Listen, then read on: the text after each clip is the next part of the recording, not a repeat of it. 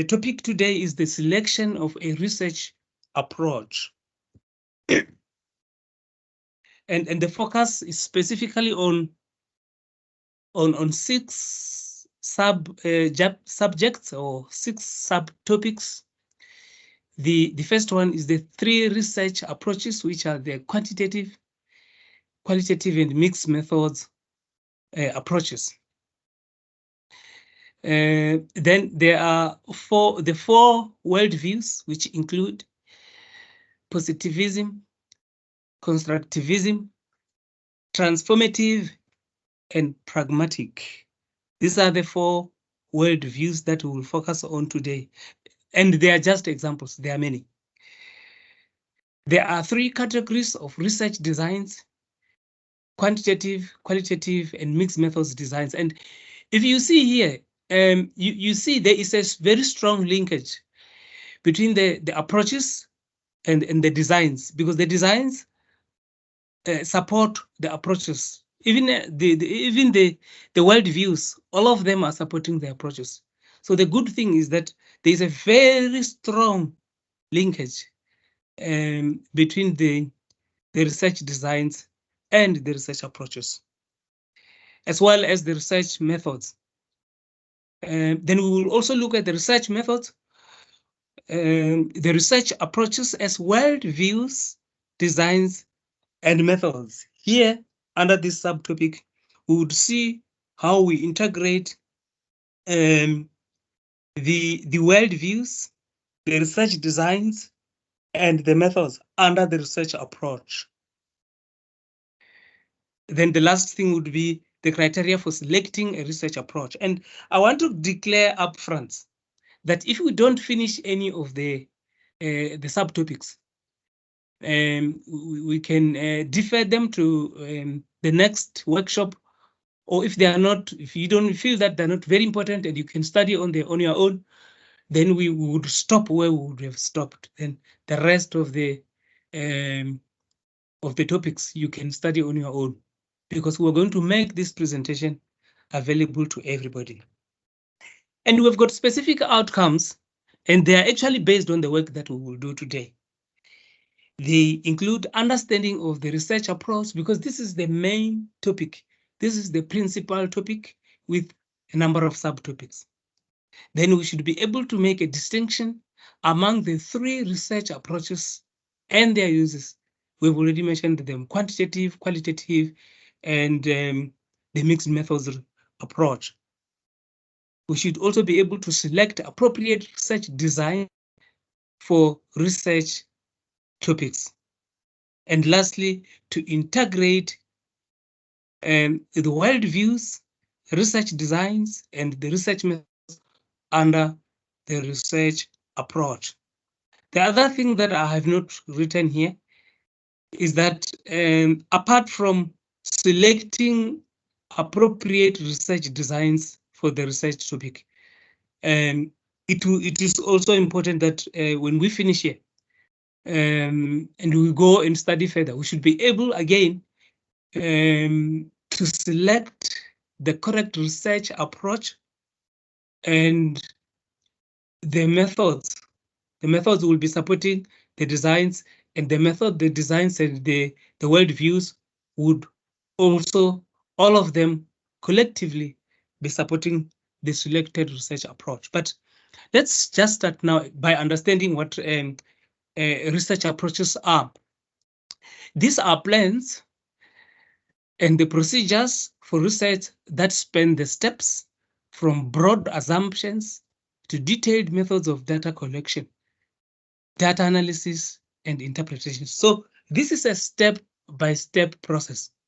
And the way we are treating this subject today, we're starting from the broad perspective, because the research approach is the broadest topic of them all. And we would move step by step until we come to the research methods, which are detailed, and these are the smallest ones, the very specific ones, because they assist us in data collection, analysis, and interpretation. The plan involves several decisions. That is the research approach. It involves several decisions, and they do not have to be taken in the order in which they make sense to me, who is a presenter, or the order in which they are going to be presented in this workshop. They can be arranged differently in the way that the researcher prefers. And we believe that the researcher would not be working alone. The researcher would be working, if it is for academic purposes, the researcher would be having study supervisors or study leaders. They should also advise to make sure that the research is conducted correctly. And the plan is actually designed correctly. The overall decision involves which approach should be used to study a topic. And I've said it's important to know which research approach, which research design, and which research methods are to be used. You might be hearing me not mentioning a lot about the worldviews. We will come to worldviews and we will touch on them and how they look like. But worldviews actually influence our decisions about the approach that we take, about the research designs that we take, as well as the research methods that we take in order to pursue a study under a specific topic. Informing this decision should be the philosophical assumptions. You see now, the philosophical assumptions, we refer here to the worldviews. These are the ones that actually influence us on how to take those decisions. The researcher brings, informing this decision should be the philosophical assumptions or the worldviews that the researcher brings to this study. Because everybody does have a worldview. And this is what is very, very important in moving forward. You will hear how clear it becomes the impact that worldviews have in us making decisions, particularly with respect to conducting scientific research. Procedures of inquiry, which are called research designs, are also the decision on the choice is also based on the worldviews, which is the philosophical assumptions coming from there, and the specific research methods of data collection, analysis, and interpretation are all influenced by our worldviews. This selection of a research approach is also based on the nature of the research problem or issue being addressed, the researcher's personal experience, and the audience for the study. You might have seen that this very aspect in this statement are the last to be addressed in this workshop. We might sometimes not even sit there if time does not allow us, but for point of reference, they are important, and they also actually contribute on how we take decisions. Apart from the worldviews, thus during this workshop, research approaches, research designs, and the methods are three key terms that represent a perspective about research that presents information in a successive way from broad construction to research, of research to the narrow procedures of methods. I've said we start broadly from the research approach and we end to the minute aspect, which are the specifics, and these are the research methods that assist us in data collection, data analysis, data interpretation, as well as sampling design, population sampling. In this workshop, there are three. Now, if we can just start focusing on the three approaches that we've mentioned, the qualitative, quantitative, and mixed methods. Unquestionably, the three approaches are not as discrete as they first appear. Qualitative and quantitative approaches should not be viewed as rigid, distinct categories, polar opposite, or dichotomies. Instead, they present different ends on a continuum. In other words, one will never find a qualitative study that does not have some elements of quantitative perspectives. And it is also not very possible to find quantitative studies that totally or 100% divorce itself from quantitative perspective. I'll make an example here that if you are using a focus group as a research design, it is classified under the qualitative research designs. and it qualifies in all respects under that classification of a qualitative research design. But let me tell you that when you conduct research using focus groups, and you're using focus groups into interviews, you sometimes count the number of people that participate in your focus groups. And you might sometimes not only have one focus group, you might have 2 or 3. But even if you have one, you must remember one is a number and it is a quantitative number. So already, if you say I'm going to use one focus group or 2 or 3, you are actually counting. And for us who do not understand statistics, we believe that once you start working with numbers, you already have trended into the quantitative approach. So the same applies to quantitative approach. There are terminologies such as mean, there are terminologies such as regression curves, and these are not numbers, they are words. And I think in data interpretation and analysis, you will also use words. Even if you have worked statistically, you have interpreted your data, you might use words to explain what the meaning is. So this is the reason why they say these are not the dichotomies. They're not very rigid. You might find that while one of the approach is referred to as qualitative, it only means that it has got too much of the quantitative aspects as opposed to it being quantitative. Whereas the quantitative aspect or approach itself is rich of the quantitative processes.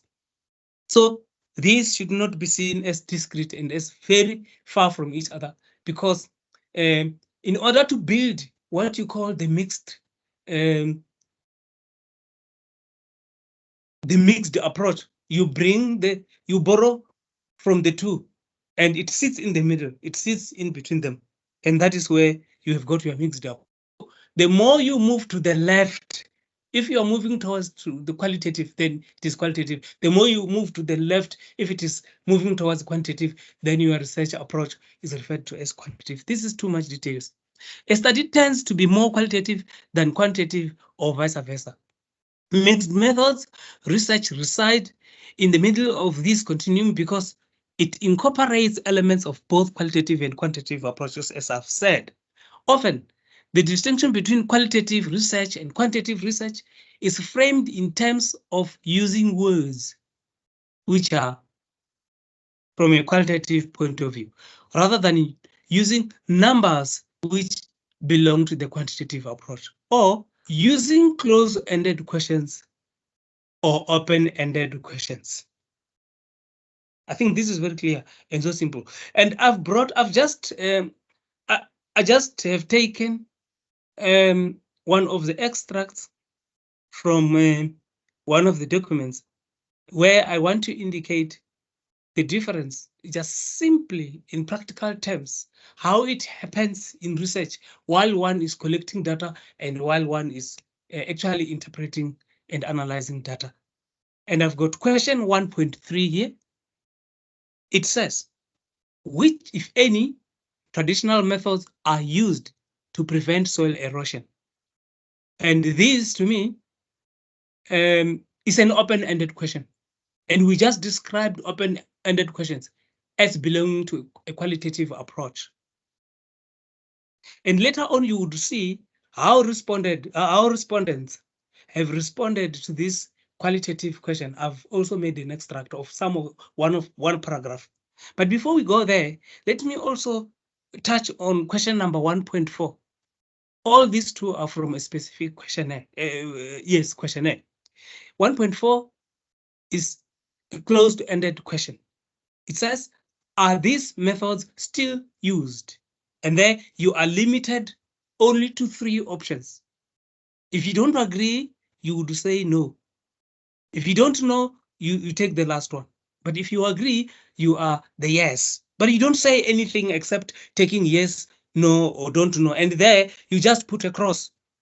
sometimes you won't even mention the word yes. You will mention it in your heart, but your answer is respected, either a tick or a cross. There, I didn't instruct anybody what they should use. They can cross, they can put a tick. But these are the two examples of the differences between open-ended and close-ended questions. Let me go and show how these have been answered by the respondents. And this full text here, which you see, is a paragraph that was responding to a question which says, which, if any, traditional methods are used to prevent soil erosion? And when we read it, we expect that people should talk about traditional methods of preventing soil erosion, because the question is mainly about that. Now, it says, it does not say yes or no, but people detailed. And here at the top, you could see I've said traditional leaders, traditional healers, and villagers' responses. It means we've got three groups, sub-population, three samples of the population that have responded. That is the reason why we have got questions 1.3, 1.4, and 1.4 there at the top. It says traditional methods used to prevent soil erosion. Then it says questions 1.3 to 1.5. So they respond in detail. Now, because it's an open-ended, they tell me everything. Then I chose what I think makes sense, and it is responding to the question. Members of the tribe used stones to construct contours to regulate the flow of rainwater by diverting it down slopes. In those places where no stones were available, they filled bags with soil and used them to construct ditches to carry away excess water. Where stones occur naturally, these are not moved but are left to hold the soil together, thereby preventing soil erosion. The number of contours constructed depend on the size of the plowed land. An advantage of having a number of contours is that if water damages one of them, the others will still be able to cope with the water that needs to run off. If stone terraces fail to prevent soil erosion, grass may be planted as a way of reinforcing affected areas. This strategy helps to prevent the loss of topsoil that is rich in nutrients. This practice has been adopted by the Wavenda mountain dwellers and feel strongly that rainwater should not be wasted and that good soil should not be lost or be washed away. Now, we have seen it is a detailed response, but if we can see how they've responded to the second question, which was closed-ended. Now, we only see the number of people that have responded, and this is how data has been captured. Because these responses were first captured in another document, but they were later on transferred to the research report. And you could see the leaders that have provided yes are 6. The healers were 10, and the villagers were 66. But from those who have provided said a no, leaders were 1, healers 6, and villagers 10. And do not know, there was only 1 do not know, and that came from the leaders. So you can see that this is now different responses, and it's so very short, and it is numbers, because here we are counting. We just said quantitative approach has to do with numbers. That is why if you've got large volume of responses, and some people use statistical analysis, here I've used a simple calculator to analyze the outcomes. And it was very simple for me to just put them in percentage and until they total up to 100%. But these, to me, demonstrate well the difference between quantitative and qualitative approaches. And we have just used an example of how the questions are asked and how they are responded to. A more complete way to view the gradations of differences between them, that is the approach, is in 3 aspects. 1, the basic philosophical assumptions researchers bring to the study. That is why we said they are so important and they influence decision making. The types of research strategies used in the research these are the designs. The designs would differ among the three approaches, because each approach has got designs that are suitable to be used in conducting research under its auspices. Okay, the last one is the specific methods employed in conducting these strategies. And this research is mainly about all these three aspects, including the philosophical assumptions. Now, if we can just start by looking at the qualitative research and approach and see what literature is saying about it. Qualitative research is an approach for exploring and understanding the meaning individuals or groups ascribe to a social or human problem. The process of research involves, although colleagues, the example that I cited there, the questions, the study was about nature conservation and the role of vendor culture in nature conservation. So, although here we make the author makes reference to a social or human problem. So to me, I would interpret it meaning that any problem. So conservation, if there are conservation problems, they are human problems. They are environmental problems that affects human beings, because if the environment is negatively impacted, so human beings are also affected.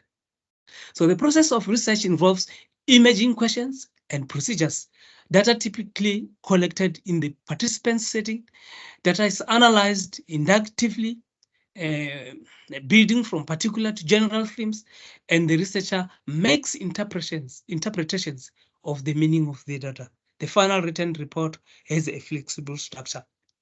And later on, we might find that we would be advised that when you think of grounded theory, is that it's a bottom-up approach of building a theory, as opposed to the deductive approach, where theory is there, it exists, it has got principles. We want to give principles to that in qualitative studies. And when we conduct research, sometimes when we are testing the theory if it works, just like when you are putting a hypothesis, determining what the outcomes should be. The outcomes should be in line with the hypothesis, testing it to say this hypothesis is correct, or this the findings does not agree with the hypothesis, or the findings do agree with the hypothesis. But it means something has been put up front. So in qualitative studies, you build from the bottom and you go up. So this is an inductive process. Those who engage in this form of inquiry support a way of looking at research that honors an inductive, bottom-up, inductive style, a focus on individuals' meaning, and the importance of reporting the complexity of a situation. So when you focus on an individual, you are at the basics, at the lowest area where the human being is found. But you see, qualitative research does not does not only focus on one individual, because it deals with individual, it deals with groups and a number of phenomena that constitute the research that a person is focusing on. So that is why there is this terminology of complexity that we would later on, apart from looking at an individual, include a number of experiences from a number of individuals. So our system and our research and our data becomes complex. So when we analyze data, we're not only analyzing data from an individual, and that is why we refer to it as a bottom approach system. Going up, we build up to complex until we can even generalize with the use of the data that we get from individuals and from groups. But quantitative research uses methods adopted from the natural sciences that are designed to ensure objectivity, universality, and reliability. Quantitative techniques are concerned with how research participants are randomly selected from the study population in an unbiased manner.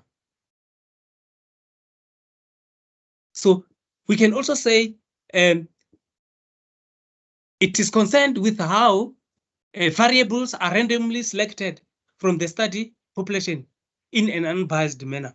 And if we deal with the instruments, they promote randomization.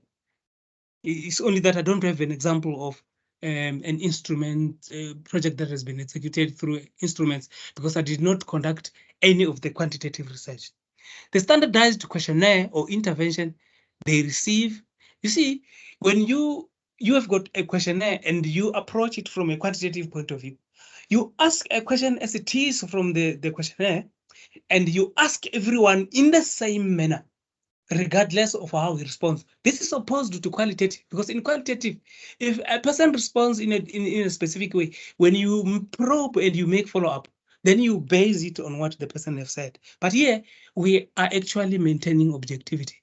And I think the influence is mainly because of the worldview. And later on, when we touch on the worldview, you will see how they influence the studies and how their principles and assumptions are part and part of the decisions that we take when we either follow mixed methods, quantitative or qualitative research approaches. The statistical methods used to test predetermined hypothesis. You see, I said something, a hypothesis is something which is predetermined because it is a deductive way in which we conduct research and we go and test it. The statistical methods used to test predetermined hypotheses regarding the relationships between the specific independent and dependent variables. This is another aspect that quantitative techniques are concerned with. And the quantitative research, in this approach, the researcher is considered to be external to the subject. You see, that is where we talk about objectivity. And later on, you would see that positivism, that worldview, is the one that emphasizes objectivity, and is the one that from where the natural scientists borrow their assumptions to ensure that they detach themselves from the subjects under investigation. And the researcher is an outsider, as opposed to qualitative research, where the researcher is part and parcel of the research process. So there is flexibility, there is subjectivity in qualitative, whereas in quantitative, there is objectivity. And results are expected to be replicable no matter who conducts the research. You see, when you conduct research, it must be replicable. And if you remember how we were defining and we were talking about scientific research, we said it is systematic and it should be replicable. If it is not replicable, it's not taken as scientific. Therefore, this is one of the assumptions of the positivist worldview, and the quantitative approach is mainly based on that. The strength of the quantitative research paradigm are that its methods produce quantifiable and reliable data that is usually generic to the targeted population, and it can be generalized. But with qualitative research, you don't always generalize. And let's just come to the final research approach here, the mixed methods approach. This approach is an approach to inquiry that involves collecting both quantitative and qualitative data, integrating the two forms of data. The core assumption of this form of inquiry is that the integration of quantitative and qualitative data yields additional insight beyond the information provided by either the quantitative or qualitative data alone. And I think we might have mentioned it in earlier sessions that if you go qualitative only, you must remember there are weaknesses in the approach itself. And if you go quantitative only, there are weaknesses of the quantitative. But if you mix the two, actually they augment each other and they will downplay the shortcomings from either side. And there you improve the findings. The broad research approach is the plan or proposal to conduct research which involves the intersection of philosophy, which is the worldview, research design, and specific methods. All of these build into the research approach. These are the components involved in an approach. A framework that we use to explain, that can be used to explain the interaction of these three components is in the following slides. As it is, you could see in the center, there are the research approaches. All of them need to have elements from the philosophical worldview. In other words, the decision of making a choice, whether it is qualitative, quantitative, or mixed methods approach, is influenced by the philosophical worldviews. And from here, we have got in the philosophical views that we agreed would look at are four. And let me just recite them. Post-positivist, or earlier on we said they are positivist. It is a positivist worldview. The second one, constructivist. Third, transformative. And the fourth one is pragmatic. So there is no way that a person can make a choice of a research approach without being influenced by all these philosophical worldviews. So these are not the only. A researcher might be influenced by other worldviews apart from this, and that will inform the decisions that he takes in his research approach. But there are research designs apart from the influence that comes from the philosophical worldviews. We've got designs that should support a research approach. And we've got three of them, which we've mentioned from the introduction. We said there are a group of quantitative designs, a group of qualitative designs, and there they give examples. They say qualitative, you've got experimental. Quantitative, you've got an example of an experiment as one of the research designs. And qualitative, an example is ethnography. Mixed methods, an example is as explanatory sequential. For the mixed methods, I've taken them as examples and I've tried to look at each of them to unpack them. And I think there might be 4 or 3. We'll look at them later on. But at the end, you need research methods that will support research design. I said we start from the broad to the lowest. We start from the qualitative, from the research approaches that have been influenced by the worldviews. From there, it is the designs. From the designs, the last and the smallest ones, which are for implementation, are the research methods. And they include questions, data collection, data analysis, interpretation, and validation. And these you might have read and you know. These 3 components. To reiterate, in planning a study, researchers need to think through them. Here they are. Again, the 3 components, the philosophical worldview assumptions that they bring to the study. It's important to indicate what has influenced the researcher in making a specific decision on the choice of the research approach, the research design, and the research methods. The research design should also be important. That is related to this worldview, because a worldview influences a researcher to choose a design that he thinks is suitable for the type of the research. The specific methods or procedures of research that translate the approach into practice, because our research approach we must operationalize, we must give effect to it, and we do it by using specific methods. And we are influenced by the above, the worldview and the designs, as well as the approach itself. These 3 components are the focus of the following slides. And I want to pause here and give you an opportunity to make comments on the presentation. And let me reiterate, it's not only comments, and it's not only questions.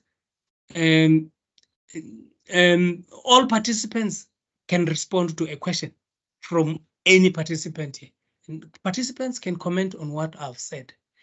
And the floor is open. And because I will not be able to see you, Cecily Ndela will assist me.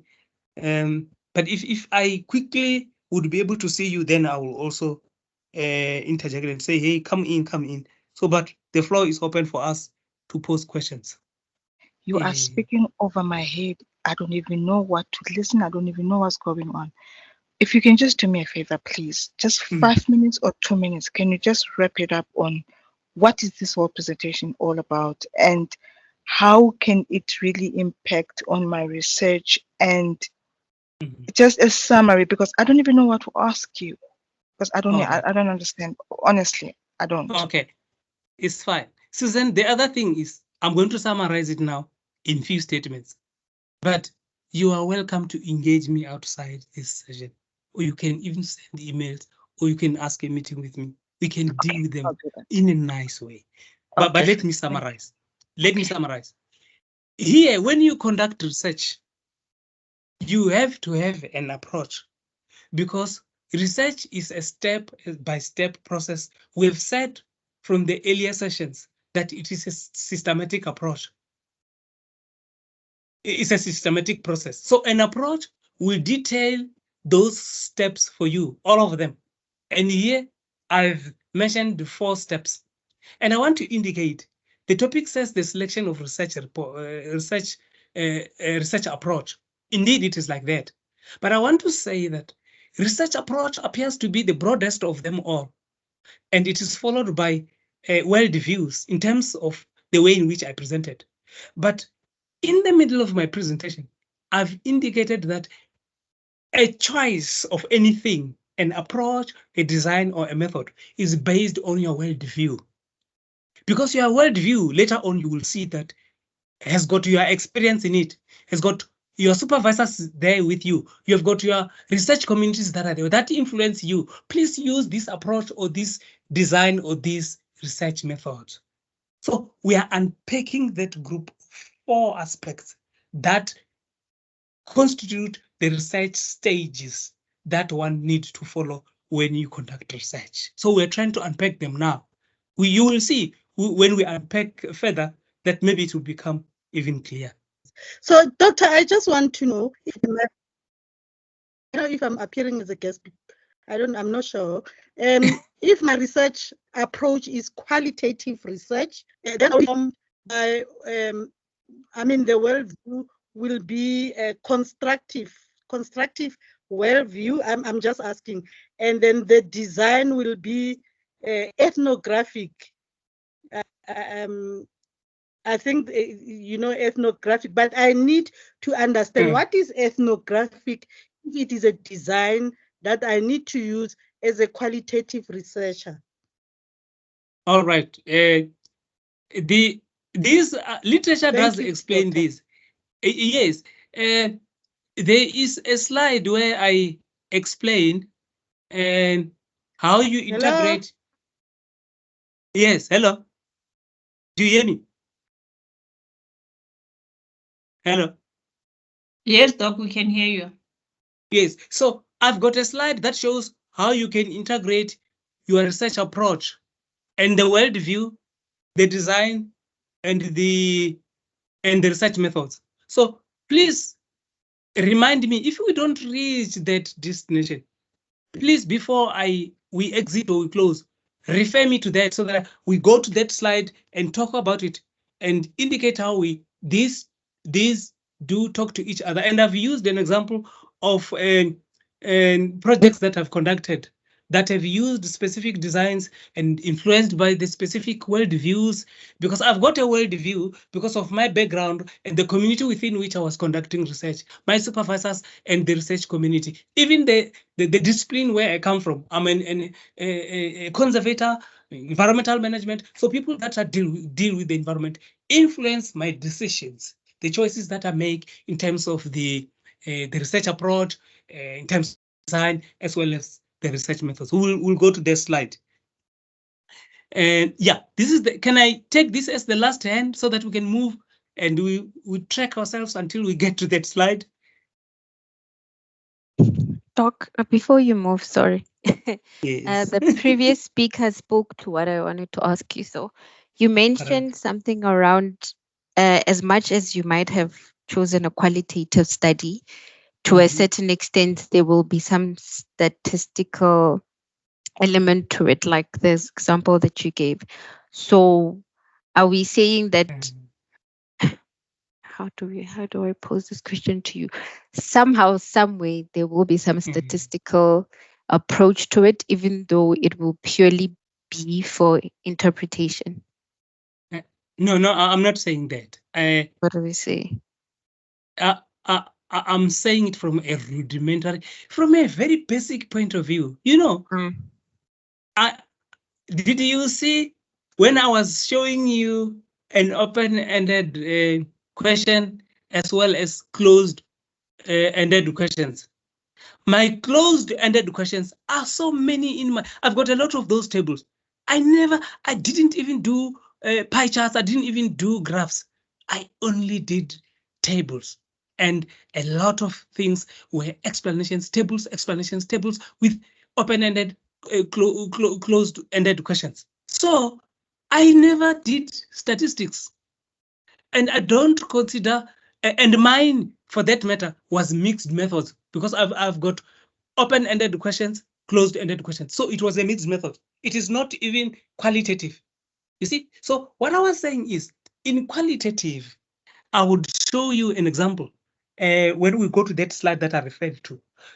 I think I've used a focus group design and focus group questions. So it was a qualitative approach. And let me just indicate to you how I was influenced.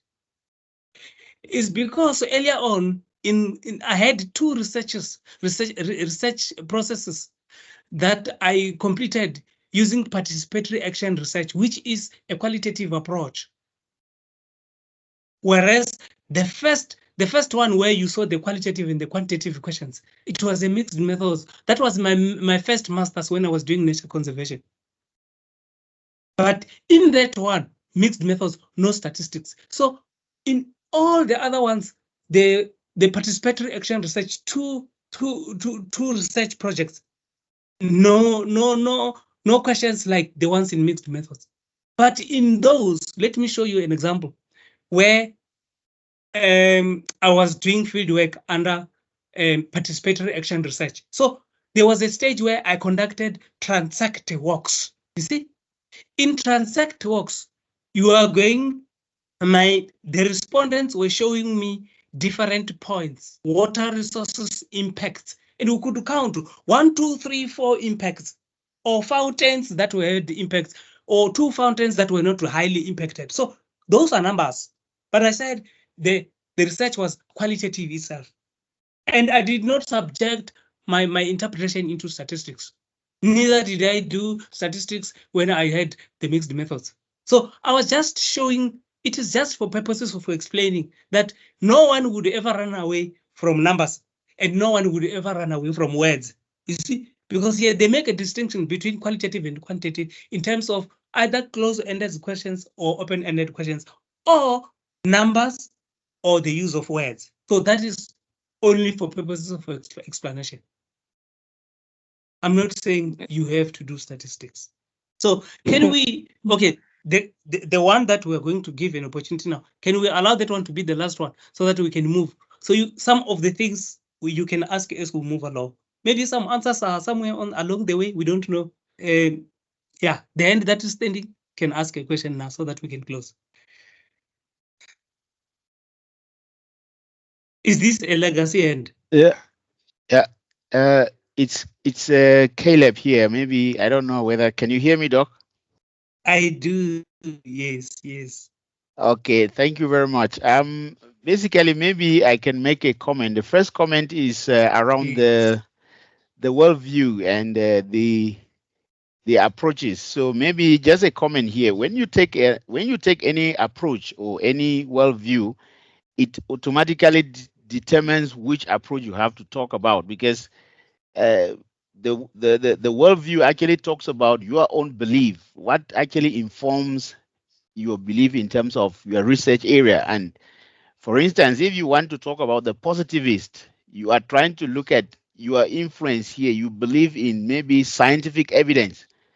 to be able to do your research. And in that case, you will realize that you may be using like quantitative, because quantitative will deal with maybe data, which is something more factual, which you can analyze. That's the comment I wanted to make. But now, another question I wanted to just ask for clarity here is, when you go through different literature or textbooks, you realize that in other textbooks, they talk about approach like maybe quantitative, qualitative, and the mixed approach. This one falls under methods and not under approaches. And then yes, and then now when it comes to surveys or they use survey as a design.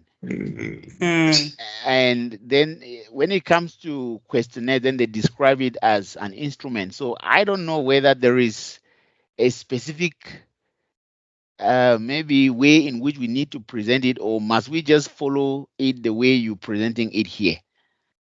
No, I think, believe on yourself.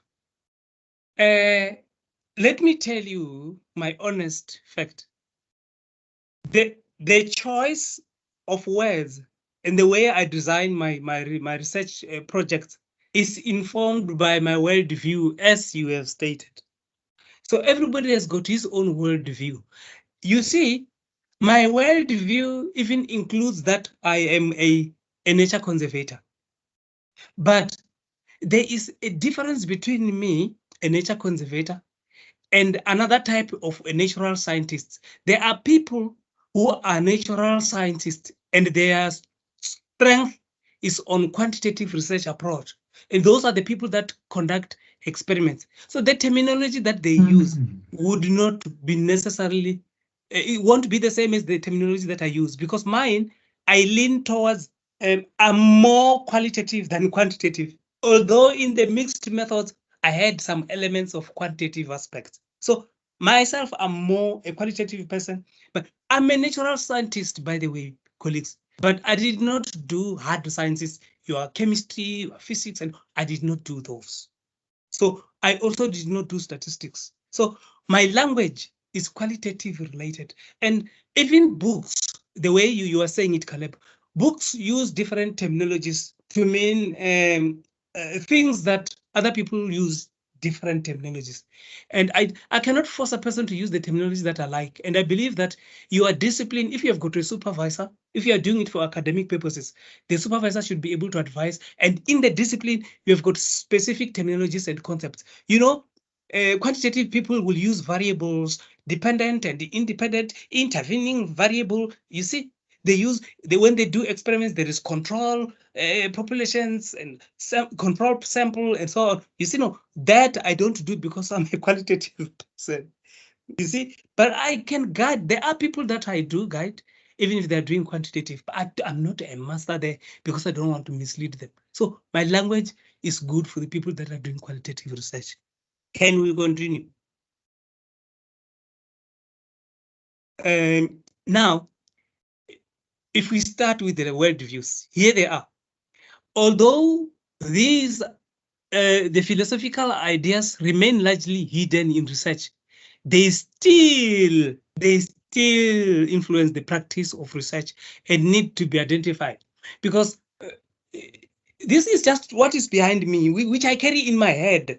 And when I go to research, even before I could choose a research topic, I've got in my head that research is a very big thing. It's so very difficult. I don't understand statistics. I cannot do analysis. I don't know what the population is. I will not pass it. So let me shelve it this year. I will do it next year. That is because of my worldview. So my worldview has put fear in me. So I bring it even before I could start my research.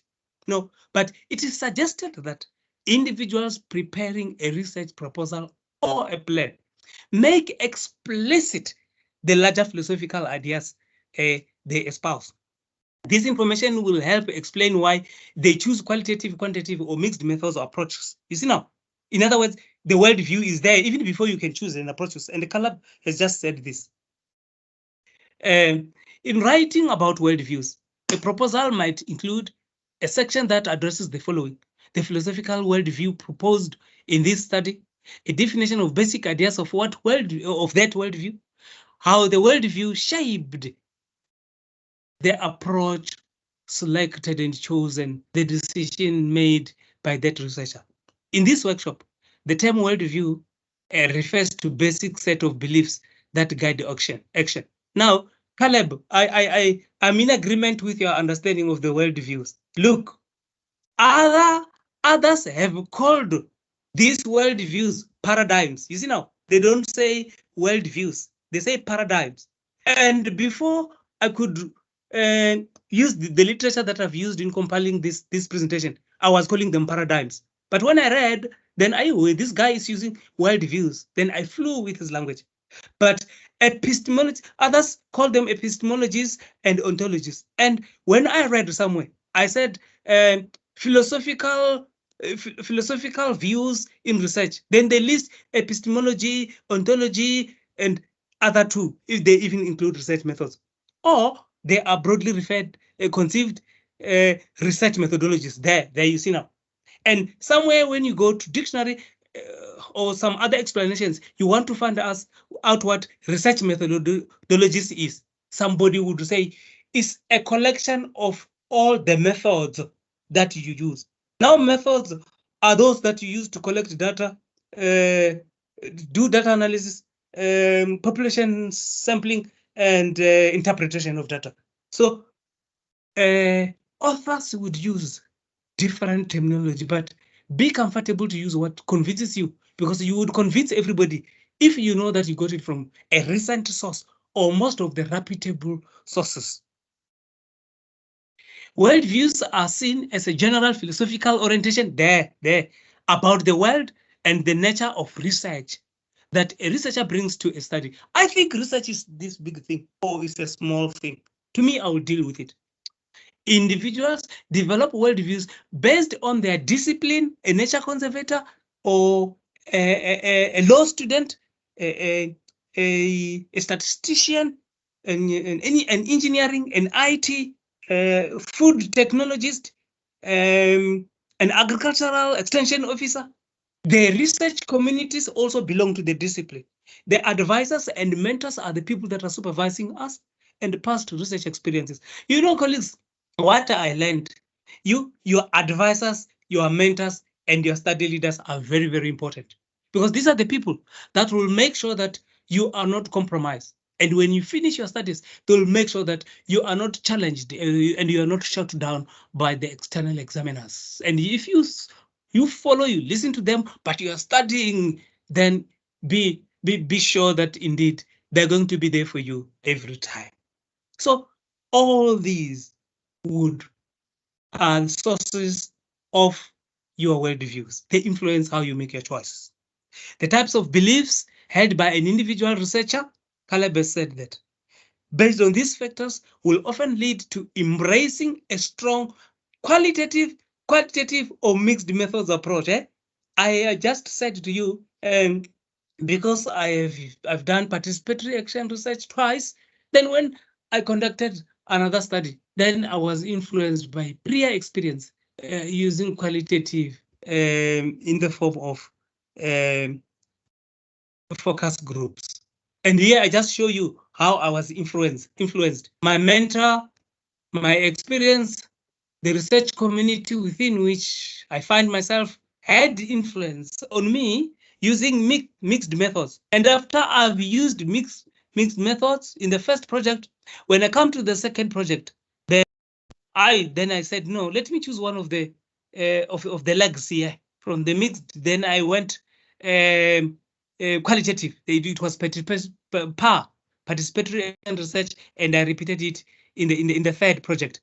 And the focus groups is the one that I told you I did, and I was influenced by these. I was influenced by the research community.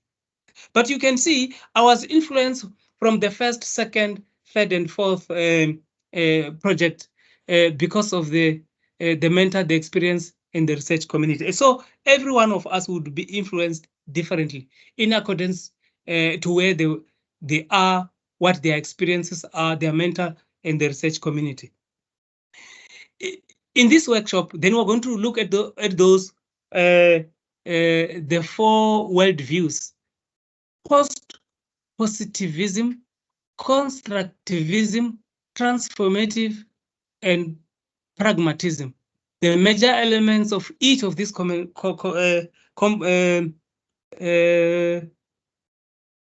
elements of each possession are presented in the next slides. Here it is. And pragmatism, there it is. I've got slides that focus on these, but here it is. It is one of the important aspects. It is problem oriented. We said in research, scientific research is either basic or applied research. So applied research, problem oriented. So the worldview related to problem oriented pragmatism. And they say it is pluralistic, real world practice oriented. It's the same as number 2. Consequence of the actions. So here are the 4. Then positivism is deterministic because it puts the hypothesis up front, or it puts the theory that is to be tested up front. So it is a deductive, it backs up the deductive approach. So more quantitative. Reductionism, it relates to us going to the very basic element of observation, your variable, empirical observations, and measurements. It means that the results must be based on evidence. Theory verification, the theory testing.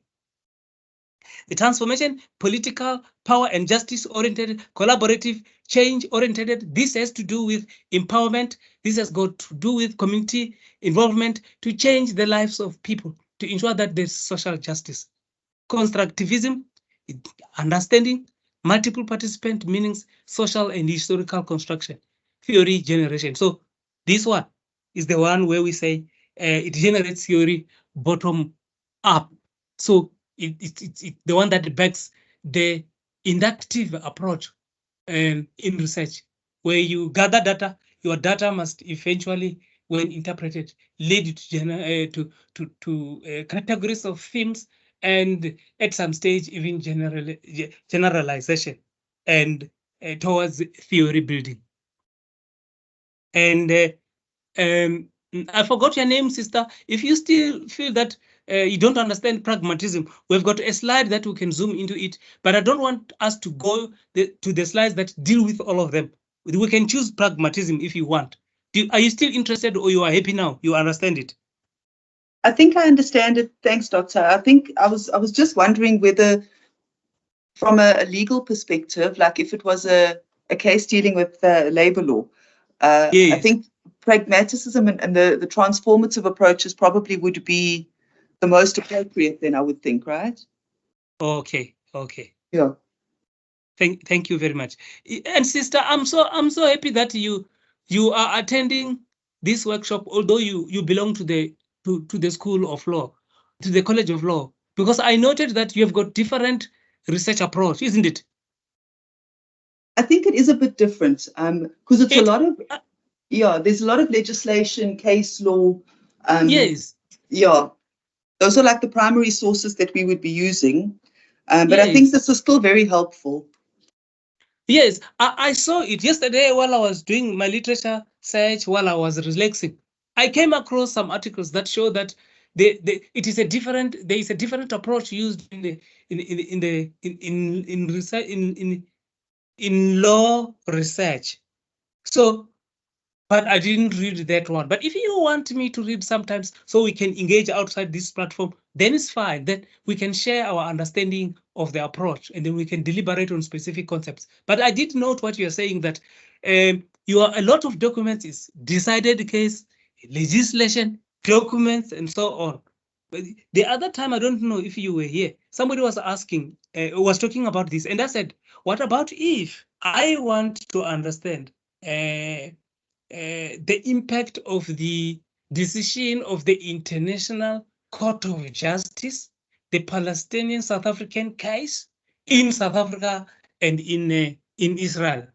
How is Israel impacted by the decision of the court, and how is South Africa impacted? You see?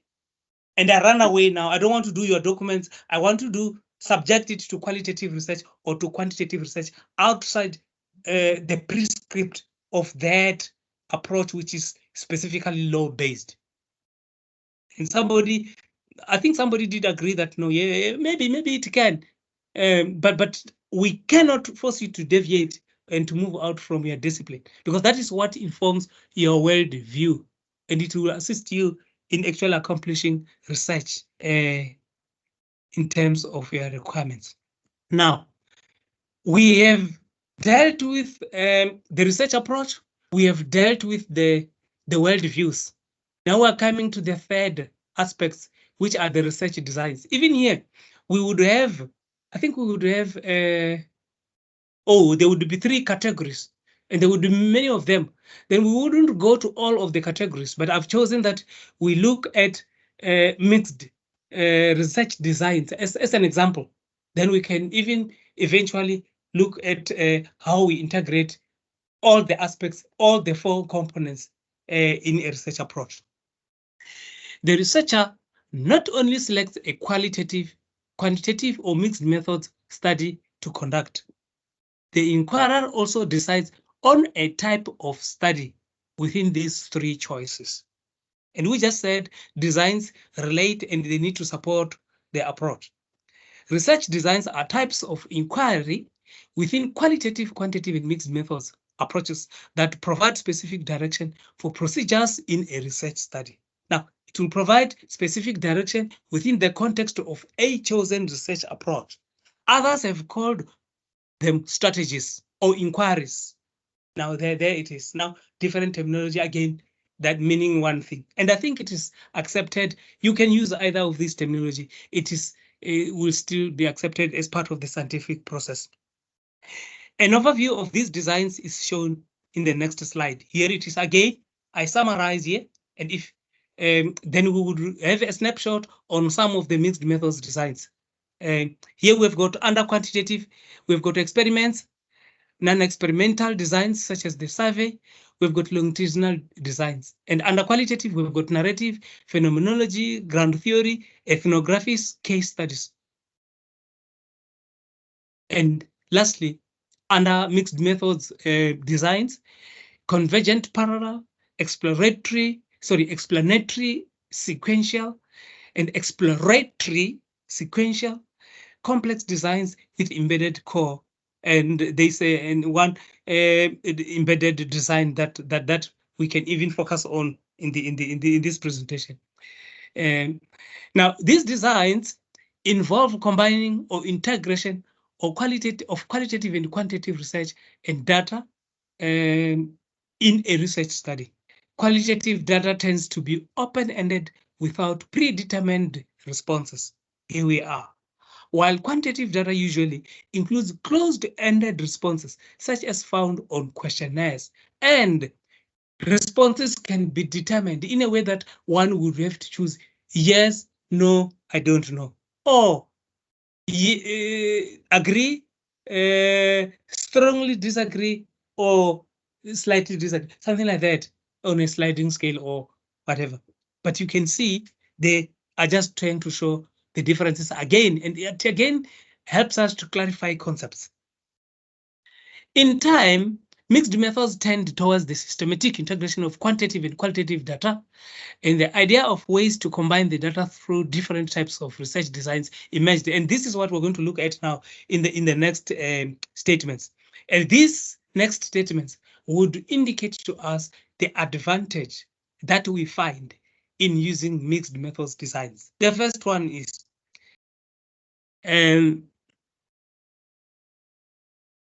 what was developed is ways to integrate the quantitative and the qualitative data, such as one database could be used to check the accuracy or the validity of the other database. Second, one database could help explain the other database, and one database could explore different types of questions than the other database. And the earlier on, we're talking about explanatory sequential or exploratory sequential. This is what they're talking about in here. You either start with quantitative and follow up with qualitative, or start with qualitative and follow up with quantitative, or you can in parallel carry out, collect data using the two types of designs.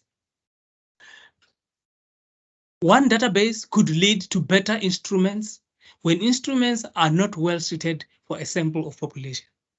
One database could build on another database, and one database could alternate with another database back and forth during a longitudinal study. Oh, quite interesting. Although many designs exist in the mixed methods field, we will focus on 4 designs as examples. And if you feel that you're saturated and you understand them, please do tell me. I will skip, then I will run to the next slides because we don't have enough time here.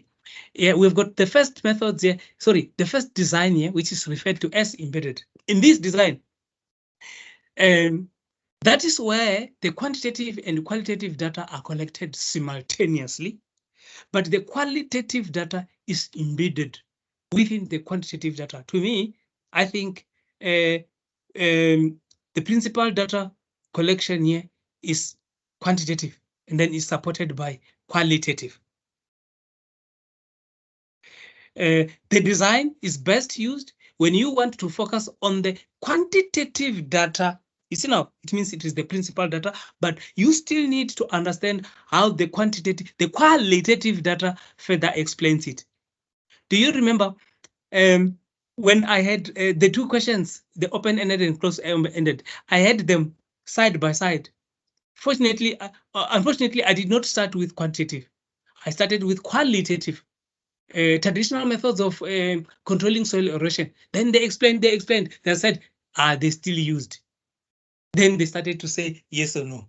So you see, now here, it means it was embedded. For instance, you may survey students about their opinions of an online learning platform and conduct individual interviews to gain further insight into their responses. Then we've got what they refer to as the convergent.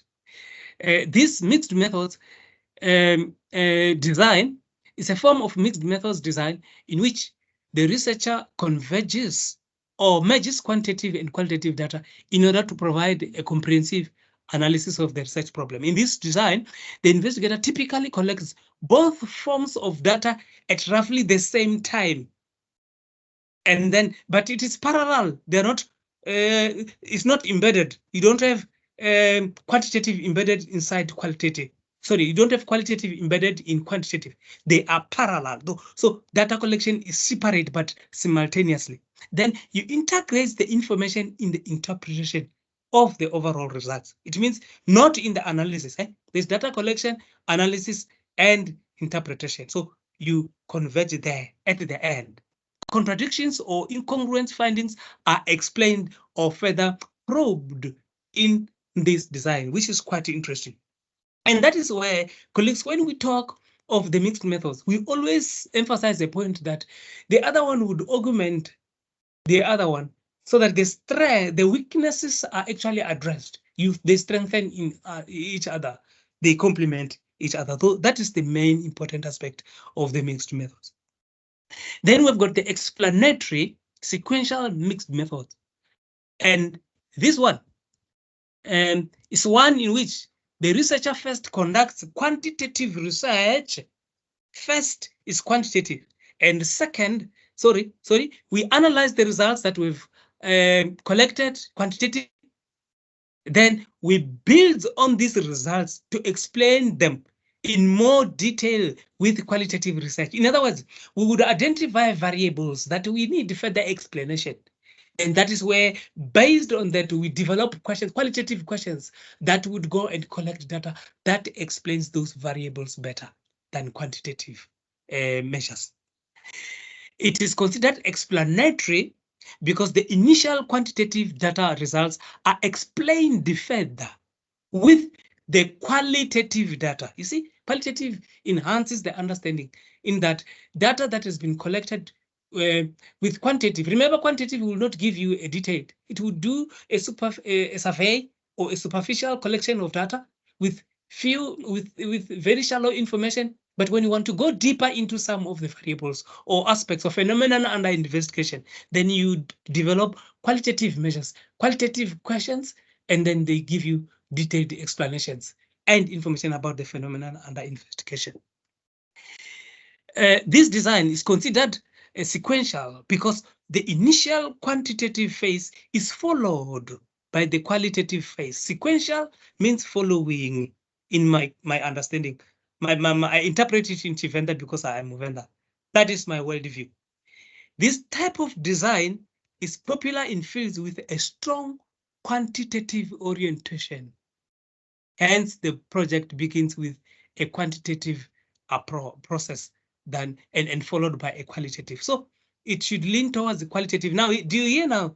Here, this type of design is popular in fields with a strong quantitative orientation. Now, we have just said something would never be 100% quantitative or qualitative because we consider them in a continuum. Now, here we're saying it is in fields that are strong with a strong quantitative orientation. The field leans more, it leans strongly towards quantitative approach or processes. The design presents challenges of identifying the quantitative results to further explore and the unequal samples size, it should be a Z, sizes for each phase of the study. This is the what they are identifying as one of the weaknesses and the challenges. Now we come to exploratory sequential. This is the opposite of that other one, or the reverse, is the reverse of the other one. Exploratory sequential mixed methods is their reverse sequence from the explanatory sequential design. In the exploratory sequential approach, the researcher first begins with the qualitative research phase and explores the views of the participants. So a lot of information. The data are then analyzed, and then information is used to build into a second quantitative phase. Now, that is why it is called exploratory sequential. Now, the qualitative phase may be used to build an instrument that best fits the sample under study, to identify appropriate instruments to use in the follow-up quantitative phase, and to develop an intervention for an experiment, or to design an app or website, or to specify variables that need to go into a follow-up quantitative study. As the name refers, sequential mixed. Particular challenges to this design resides in focusing on an appropriate qualitative findings to use and the sample selection for both phases of the research. Now, we have just heard that with quantitative, you also struggle with the variable that you need to explore further and the questions that need to be developed for testing that.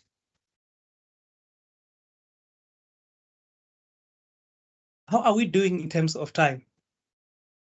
We still have 30 minutes, so we've moved very well, and maybe we would even reach the stage of that slide that is important, integration.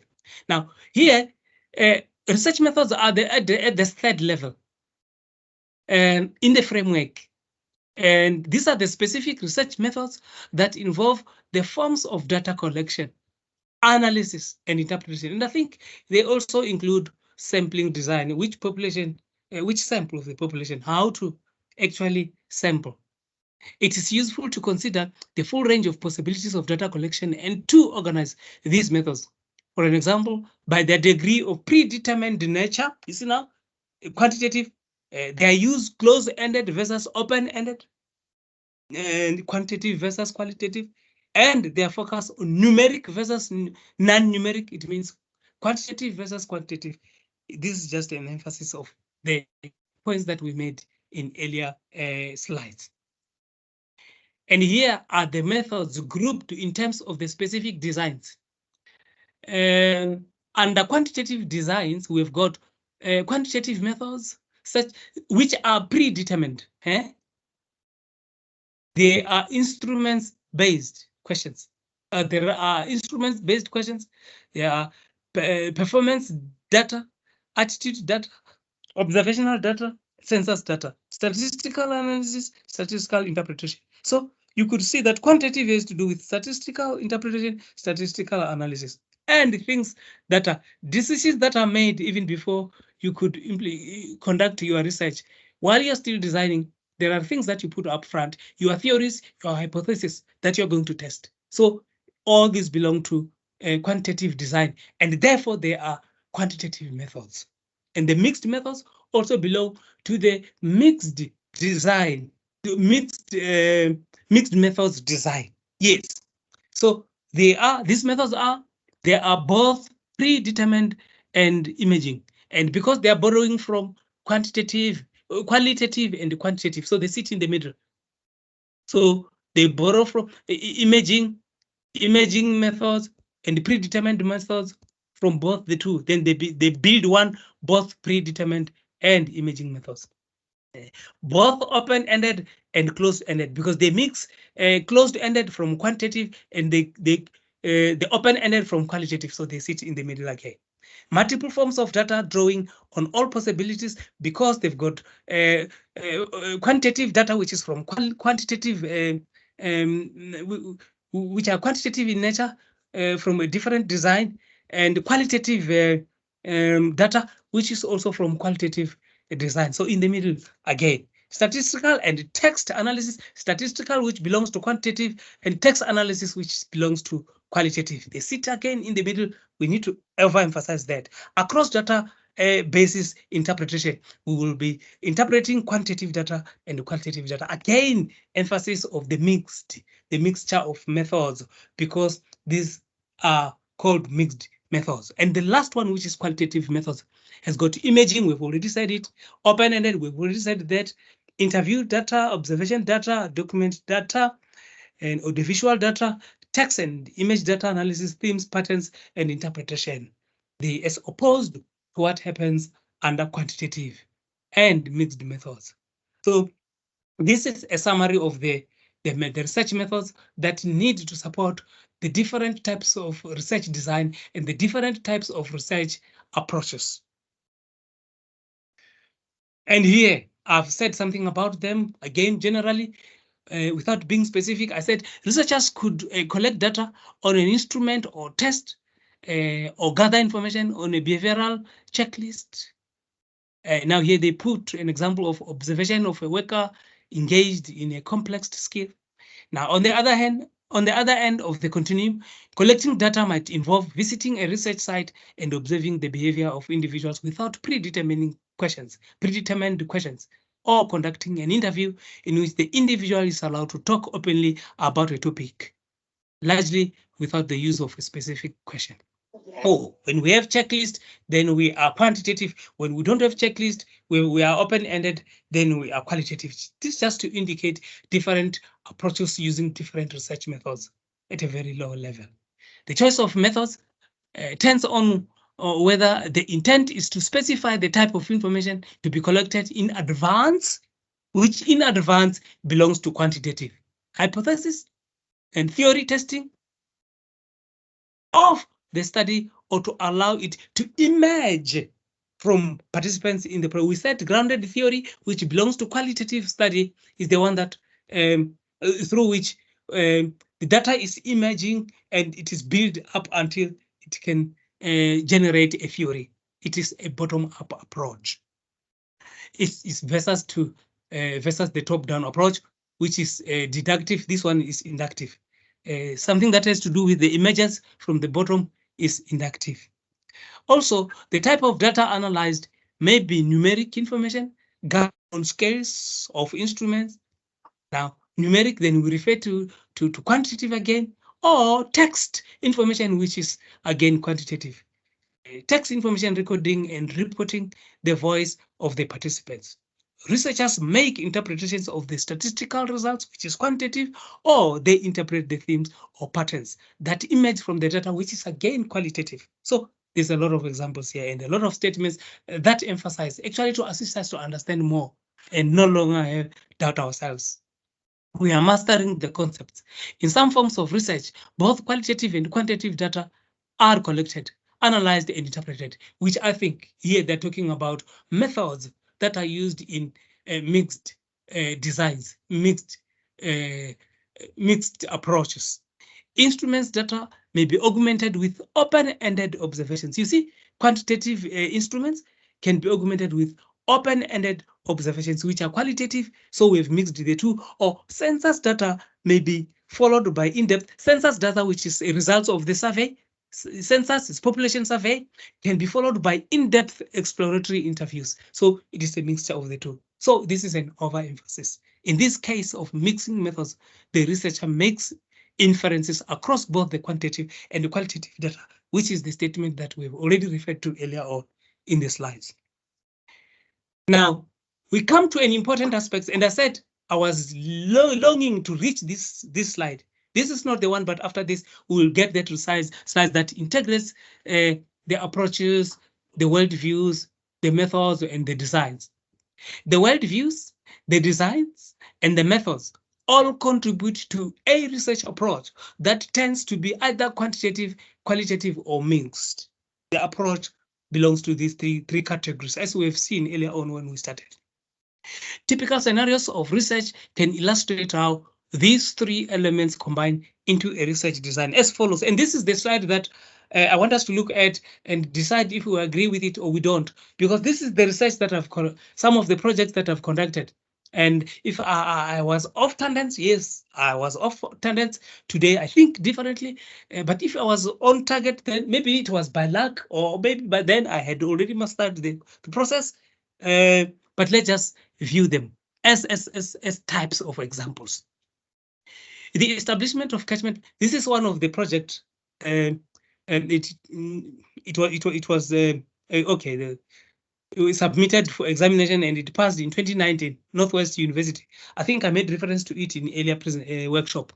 It says the establishment of catchment management agencies in South Africa and organizational design perspective. I did not finish the statement, my apologies.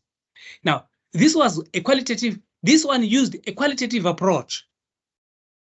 And I assumed that it also used a constructivist worldview. And I think I might have borrowed from what Creswell and Creswell said, 2018. And there I used focus groups. Focus group is a design that belongs to qualitative research approach. Then I used focus group interviews as data collection, as a method. This is the method. Focus group interviews are methods that are used when you are using focus group research design. And all these two, I think even the qualitative approach, the influence came from the constructivist worldview. And I've shown you how I was influenced with earlier researches that I conducted, and by the community, the research community within which I was found, or I find myself, and the discipline, the community, the discipline, and my supervisors, and all the people around me, as well as my experiences.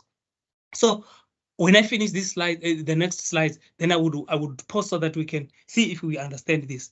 The other project was entitled Tourism Framework for the Sustainable Development in the catchment of Lake Funduzi.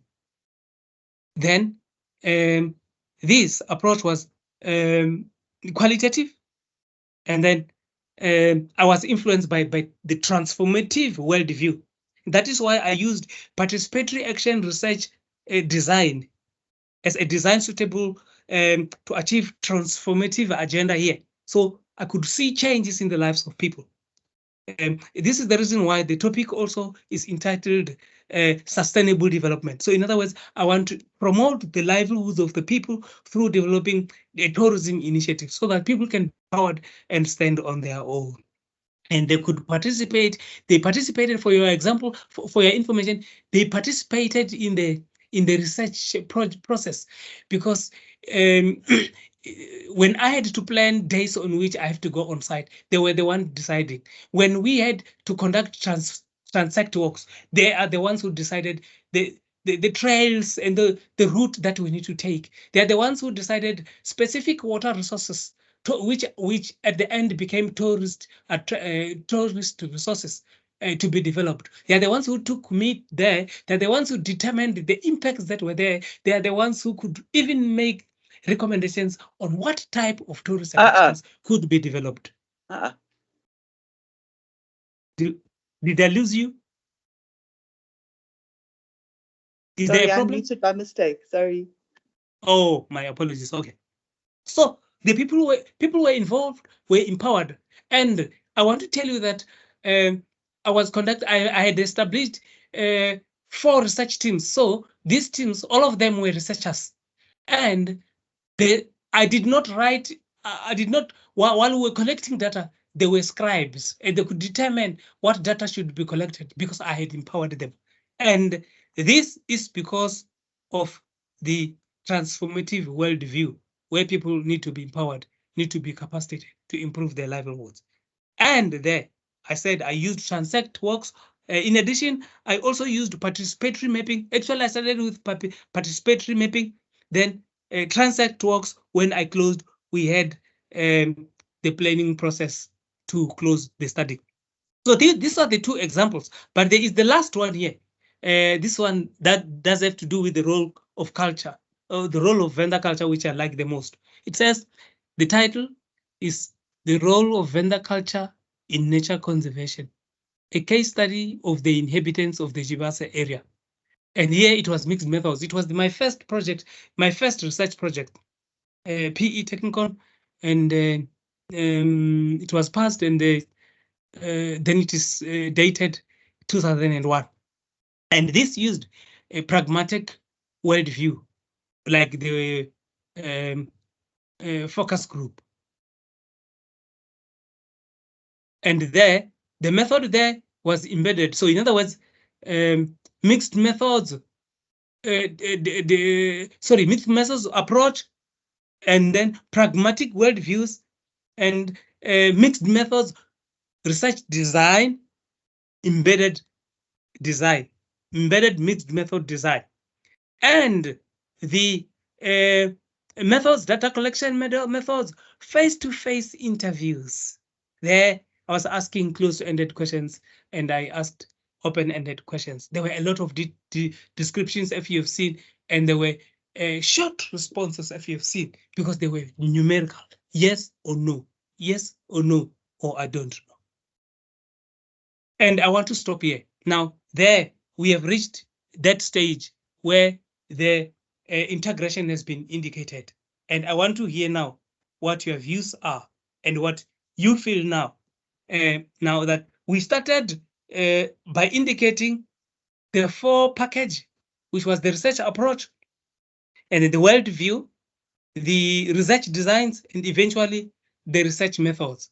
And all of these, we try to touch on them, unpacking them a bit, packing them a bit. But I want to say to you, colleagues, we are still going to deal very much with research methods.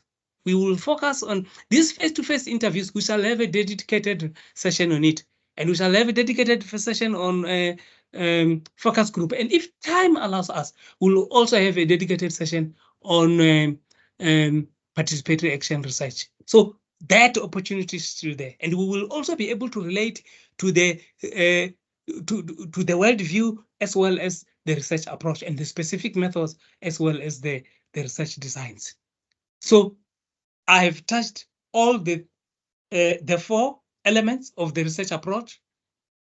It is the research approach, the worldview, the research designs, the research methods, and the 2 slides have integrated them with an example of 3 projects. And let me stop here and give you an opportunity to make comment. For your information, we are left with 17 minutes to close the discussion. And in the next few minutes, I'm going to close so that we do justice to the workshop. But this is an opportunity. You can start interjecting. You can come in. Let me go back to the screen so that I can see if you are raising hands.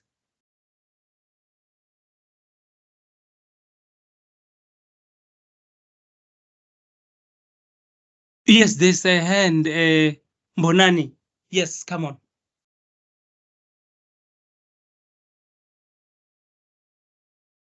Thank you, Dr. Korombi.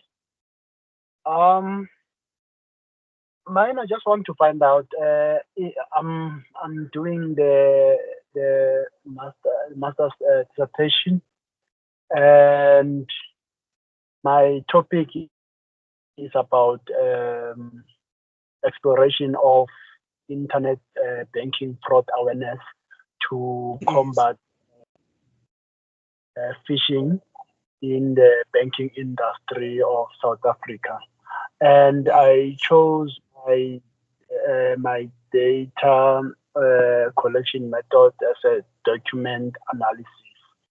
I just find out, yes, and yeah, but I'm now doubting myself, and I just want to find out able in that approach, and if not, at this stage whereby I am, which is in the beginning of my dissertation, can I still infuse or maybe add semi-structured interviews to it, or if I can just go with document analysis, and using for analysis also themes and patterns to analyze my data in terms of the in-depth documentary analysis that I will be conducting in exploring this study or phenomena. Thank you. Okay, thank you very much. Actually, this is very interesting. I don't know. I think I spoke to. There was somebody, man. He was. I think we were with him last year, and he was developing a proposal, and he chose to use document analysis. And by that time I had not had hand-on literature that talks about document analysis. But because of him, I got interested. I started to look at it. And one of the authors said, this data collection method is used in collaboration with other methods. And then when I also went on to investigate more literature, and I found one document that details step by step of doing document analysis. And I wanted to engage that gentleman that he must not just do it and forget the stages. And I thought that if he did not see a document that details all the step by step, then I will refer the document to him. And I think I've got a comment that I can make, a general one, that throughout the presentation, when we were presented with mixed methods design and mixed methods, mixed methods data collection instruments, the methods and the design, all of them had one important point that they emphasized, that the weakness from quantitative can be actually better addressed by the strength of qualitative, and vice versa. And when he said that, when we said that all along, then I felt that this is just an example of triangulation. And triangulation means you can get information from different sources. You can get information from documents. You can get information from respondents. You see, we don't dispute documents analysis, because every research process is based on literature, and document analysis is actually another form of literature review. But then you can augment it and actually enrich the studies by actually collecting data from your respondents. And I feel if it was me going to conduct this research, I will actually go the mixed methods design. I wouldn't only use one, because I feel that mixing the two would enrich. But maybe it is because I'm more qualitative and I can be quite comfortable with qualitative. But a person who is interested on quantitative I do believe that there is a quantitative approach in document analysis and a qualitative approach in document analysis, although I did not finish reading the literature. But this is my advice at this time. But outside this meeting, we can engage. And even if you don't have that literature that I referred to, the one that details all the stages and all the steps, I can source it and can email it to you. If you can just send me an email, to indicate if you still need it, if you need it. Mdukuzi Koza. Yes, Doc. Hi, how are Yes. you? All I'm right. good, how are you? I'm okay. Let me just make a Oh, it's contrib- Mduduzi, not Mdukuzi. My apologies. Mr. Koza, you are Mduduzi. Yes. My mentor at college was Mduduzi. Okay, no. Okay. No, said. All right. Let me make a contribution to this workshop. Okay, Yes. and let me make a contribution starting from the gentleman that that spoke a few minutes ago. Yes. I think the challenge that he might have will be if he says he wants to conduct research through document analysis, or that is his research design is document analysis. Then the obvious question then will be, which document do you want to analyze? You're going to conduct document analysis on which document? You see, then that will open up his mind. The lights are going to come on. The lights will be turned on in his mind that he actually doesn't know what he's talking about. So obviously, this is some of the questions that perhaps his supervisor and him they need to sit down and sketch a way forward. On my current research that I'm currently working on now, I said that I wanted to use observation as a data collecting instrument. My supervisor said, "What is it that you want to observe, actually?" Then lights shine in my eye, lights shine in my mind, and I realized basically I don't think I need to pursue the thing of observation. So then I reverted back to focus group interviews and semi-structured interviews. And the other factor that he needs to also to take into consideration, it is the issue of cost and the issue of time, because you can choose a research design or a method that will require a lot of time, that will require a lot of financial resources, and at some point you don't have. And let me give you an example about observation. For example, observation would mean that in a way you might require to buy a video recorder, and you need to record, let's say it's students that are in class, and then after that you want to watch the video recording, and you transcribe, and you come up with a mechanism of analyzing the data, then you come up with the conclusion. So it's going to take you some bit of time, okay? So those are some of the things that you need to consider. Now, let me make one last comment about mixed method. I have attended a workshop last year where one of the doctors from UNISA was presenting, and he did his thesis for his doctorate using mixed method.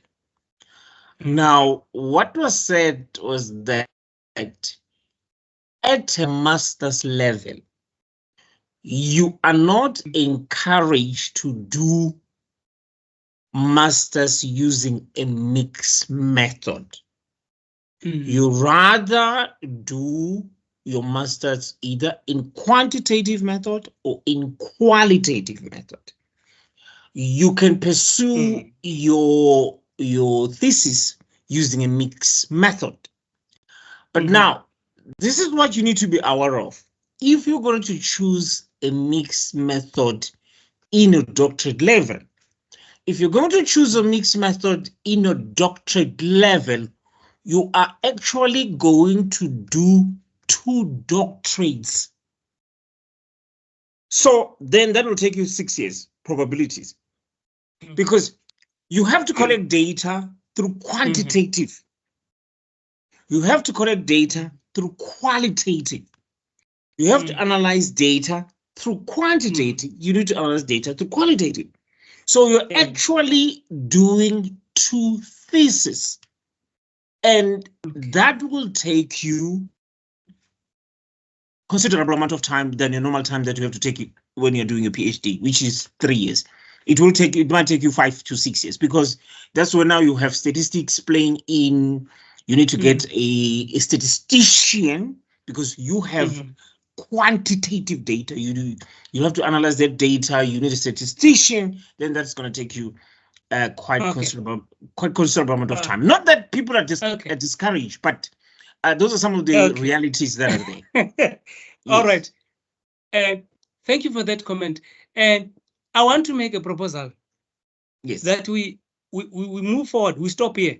That your 2 comments. I've got to comment on your 2 comments on the and I like the discussion. Okay. The comment on the documents on the use of what mixed was that method. thing? Oh, Mixed okay. method. No. It's based on the time. Yes. That is available, Cost. and the money, the resources. Yes. I will comment in the next workshop, as well as this last one, where they say you would conduct 2 doctorates and so on. Ne? You have seen that I've used it, ne? And I like when we are objective, when we are challenging that this one is a challenge, this one is a problem, this is a recommendation. And now we must also think there is a world view, there is the research community, there is the supervisor, there is the mentor, and all those things. They play a role. Let me pause, but I enjoy it. Don't forget it. You must raise it next time so that before we close, we can entertain that one. I just want to show you the last statement so that we can close. I think I have an indication that we're left with. Oh, we're left with 4 minutes towards closure. And I want us to close exactly at 1:30. But thank you for the comments. And I think my friend did listen, but we will engage further. And I want to engage him outside this meeting. Now, there is the criteria for selecting a research approach. And let me not go into a lot of slides, but I will go to where I've made examples. And this is what we have had in earlier statements. The research objectives informs the research design, and I've made an extract from one of the research projects. The objective of the study, this is the one on participatory action research, where people were empowered in the development of tourism projects.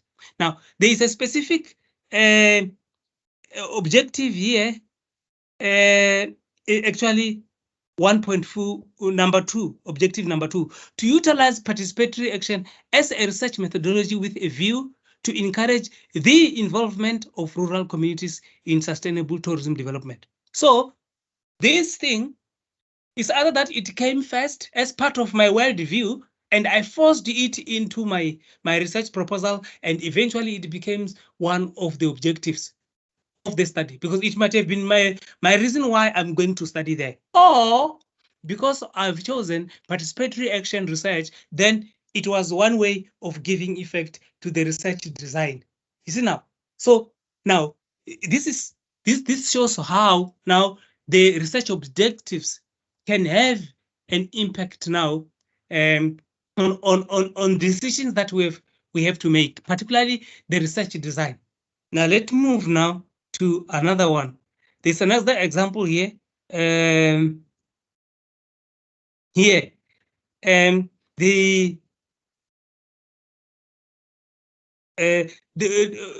promoters and the research community influence the choice of either the research design or whatever the methodology. Here, you could see this is one of the published article, and it was in the International Journal of Action Research. Now, here I just want to indicate that the research design is participatory action research. And we find that the journal here, my promoter is the one who actually encouraged that we publish in this journal. Then there is the keyword there, action research, Journal of Action Research. So it means the community of researchers that read this journal or that publish in this journal are interested on participatory action research. So it means the article will generate traction and it will attract a wide scope of readership, because people would want to hear, oh, how is participatory action research implemented in tourism? Because during the conducting of this project, the promoters even said, oh, the PAR is rarely used in tourism projects, and they are actually interested. They are finding it very interesting that I'm using it. And at the end, when the report was examined and by external examiners, there was a question during the defense process when they asked what was the main, which aspect of the research process of the framework did contribute to the body of knowledge. And I failed to respond. But when I was out, then I was reminded by the promoter that we said participatory action research, the research method, the design actually contributed to the body of knowledge. So you could see that although my supervisor did not encourage me to use this, they were surprised by it, but eventually they're the ones who took it to the wider readership. But I was also influenced because I in my employment, I worked a lot with communities and I liked empowerment. I had a role in promoting environmental education. And as a conservator, an element of tourism in protected areas is part and parcel of the economic arm of natural resource management. So I had that background, that experience that actually influenced me. And PAR came as an answer and as something that could be used to achieve the objectives that was there in terms of the world view. This is the end, but we can debate these things further outside the platform, or we can make reference to it in other workshops. But for now, let's agree that we did deal with this section and we've tried to engage. And I think we have started a journey that we can explore it further. We can do a lot of research. I do believe that you can find a lot of literature on it, which can even assist you to understand it in your own way. And you don't have to understand it in the way that I've presented it here. Your way is fine, as long as it is defensible, literature-wise and scientific-wise, so that the scientific community will be able to address that one. Thank you very much.